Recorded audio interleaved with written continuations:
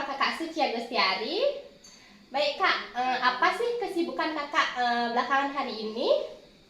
Jadi untuk kesibukannya ya dari yang kemarin itu kakak baru aja membuat banner. Nah, banner untuk acara di sekolah. Kebetulan nanti akan ada acara di sekolah kakak. Oh ya, saya lihat di media sosial Kakak, postingan Kakak terakhir ini saya melihat ada perayaan hari ulang tahun sekolah ya. Jadi bagaimana sih kesibukan Kakak dalam menjelang perayaan ulang tahun sekolah itu? Jadi menjelang ulang tahun sekolah, perayaan ulang tahun sekolah itu pasti banyak sekali persiapan-persiapan yang harus kita siapkan. Terutama yang pertama kemarin kakak sudah mendesain banner, kemudian yang kedua karena kita akan menampilkan siswa-siswi dalam pentas seni itu, kita melaksanakan latihan-latihan mulai dari siswa kelas 1 sampai juga dengan kelas 6. Kemudian anak-anak kelas 6 juga mereka ikut berpartisipasi dalam acara sekolah dengan melaksanakan kegiatan kewirausahaan. Jadi anak-anak itu belajar berdagang mulai sejak kelas kecil ya. Nah Kak, kan sekarang itu khususnya di Badung, dari dulu sih siswa SD itu diberikan laptop oleh pemerintah.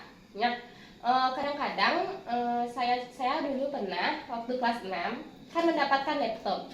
Terus laptop itu tidak digunakan dengan baik karena kita sendiri waktu itu kelas 6 kan belum mengerti bagaimana cara menggunakan laptop. Jadi waktu itu teman saya ada yang bawa ke sekolah laptop itu. Sampainya di sekolah itu cuma ditaruh di depan mejanya, lalu nanti sudah waktunya pulang, dibawa lagi pulang, dan begitu seterusnya. Bagaimana sih cara kakak mengajarkan cara menggunakan laptop dengan baik dan benar? Untuk program-program pemerintah seperti pembagian laptop kepada anak-anak atau siswa-siswa dari mulai SD, SMP, SMA itu menurut kakak itu sudah sangat bagus sekali, karena artinya pemerintah juga mendukung untuk kemajuan dari siswa-siswi agar mereka mengenal yang namanya teknologi. Nah, yang kurang di sini mungkin menurut kakak kedepannya itu kan anak-anak SD itu, terutama anak SD ya, mereka itu belum terlalu paham bagaimana caranya penggunaan laptop, apalagi anak-anak sekarang lebih cenderung tertarik dengan HP. Nah, untuk pengenalannya itu lebih baik nanti diadakan yang namanya pelatihan-pelatihan atau bimbingan-bimbingan yang berfokus pada teknologi. Nanti saat bimbingan itu kan mereka bisa paham, bisa tahu bagaimana cara-cara penggunaannya. Setelah mereka tahu dan ingat, di rumah pun mereka bisa berlatih sendiri. Nah, kan setelah kita tamat SD itu kan kita melanjutkan ke jenjang SMP.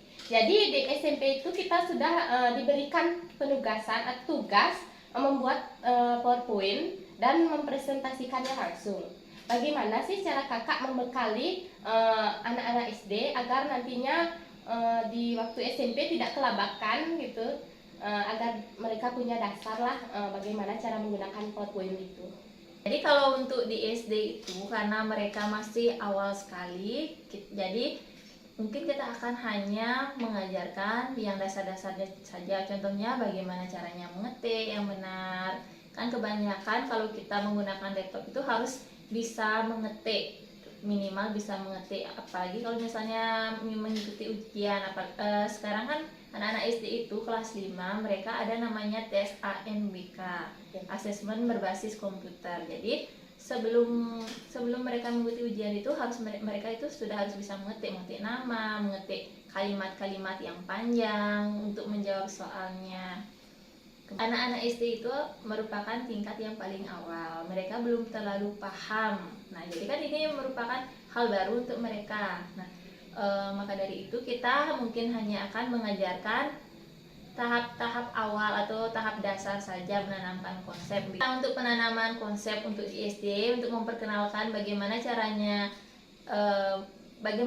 penggunaan PowerPoint itu, mungkin karena anak-anak SD itu adalah tahap paling awal, jadi kita mungkin hanya akan mengajarkan hal-hal dasar kepada mereka. Pertama, misalnya bagaimana caranya menambahkan teks atau bagaimana caranya mengetik dengan benar. Kan di keyboard itu kan huruf-hurufnya dan angkanya itu teracak. Nah, sekarang bagaimana caranya agar mereka itu bisa mengetik dengan tepat, mencari tombol-tombolnya itu. Kemudian setelah mereka paham, setelah mereka tahu, baru kita lanjutkan ke tahap selanjutnya. Misalnya bagaimana caranya menambahkan gambar, animasi, background, ataupun nanti bisa menambahkan yang namanya video. Nah, selama kakak mengajar anak SD, tentunya kakak pernah mengalami di situasi anak-anak itu mulai bosan dalam belajar atau jenuh. Bagaimana sih cara kakak menangani murid-murid pada saat merasa bosan di kelas dan saat merasa jenuh dalam mengikuti pembelajaran? Jadi pada saat kegiatan belajar mengajar di kelas itu kita tidak bisa memprediksi apa yang akan terjadi, tapi kita dapat mengkondisikan kelas. Nah, kadang memang seperti yang sudah adik bicarakan tadi, kadang di waktu-waktu tertentu, misalnya pada saat siang itu anak-anak sudah mulai hilang fokusnya, apalagi di jam-jam itu anak-anak sering merasa ngantuk, merasa lapar, dan sudah tidak berfokus pada pembelajaran. Nah, salah satu caranya untuk mengantisipasi itu atau mengkondisikan kelas itu dengan cara memberikan mereka atau mengajak mereka untuk ice breaking. Nah, jadi ice breaking ini adalah selingan saat belajar. Jadi bisa kita gunakan untuk menarik perhatian siswa agar mereka itu tetap fokus dan kembali fokus, mulai semangat untuk belajar. Misalnya ice breaking itu bisa berupa tebak-tebakan, bisa berupa bernyanyi bersama, bisa juga kita bercerita, tergantung nanti. Kalau kakak biasanya menggunakan di kelas itu ada namanya ada yang namanya video-video pembelajaran juga, kemudian ada juga yang namanya bernyanyi. Nah, jadi anak-anak itu akan bernyanyi, kemudian kakak berikan spidol itu nanti akan dioper-oper dengan temannya sampai dimana nanti nyanyiannya selesai, lagunya selesai, dan siapa yang nanti mendapatkan spidol yang terakhir itu yang akan menjawab pertanyaan. Nah, untuk anak-anak yang nanti mendapatkan spidol itu akan diberikan pertanyaan. Kalau mereka sudah bisa menjawab akan diberikan reward atau penghargaan. Kemudian untuk anak-anak yang tidak bisa menjawab, mereka akan diberikan hukuman. Hukumannya itu bisa berupa bernyanyi, bisa bercerita, ataupun bisa menari, tergantung nanti apa yang diinginkan oleh dia ataupun juga teman-temannya. Baik, apa sih manfaat yang kakak dapat dari adanya fitur PowerPoint tersebut? Nah, untuk manfaatnya sendiri, manfaat dari PowerPoint itu sangat banyak sekali, sangat membantu dalam kegiatan pembelajaran di sekolah ya. Karena untuk guru itu kita memerlukan yang namanya media pembelajaran yang bervariasi, karena anak-anak itu kan mudah bosan, tidak bisa hanya berpaku dengan buku pelajaran saja. Apalagi anak-anak itu banyak yang lebih senang dengan gambar-gambar, dengan video-video, ataupun juga dengan hal-hal yang berwarna. Nah, untuk di PowerPoint itu kan banyak sekali yang adanya kita bisa dapat menambahkan animasi di dalamnya, bisa juga menambahkan gambar-gambar, bisa juga menambahkan video. Jadi sangat membantu sekali menurut kakak. Baik kakak, terima kasih atas sudah meluangkan waktunya untuk berbincang-bincang dengan saya atau sharing mengenai PowerPoint. Terima kasih banyak kakak. Terima kasih kembali. Kakak juga senang sudah diajak di sini, bisa berbincang-bincang, bisa saling ngobrol tentang bagaimana caranya pemanfaatan PowerPoint, media PowerPoint di dunia pendidikan.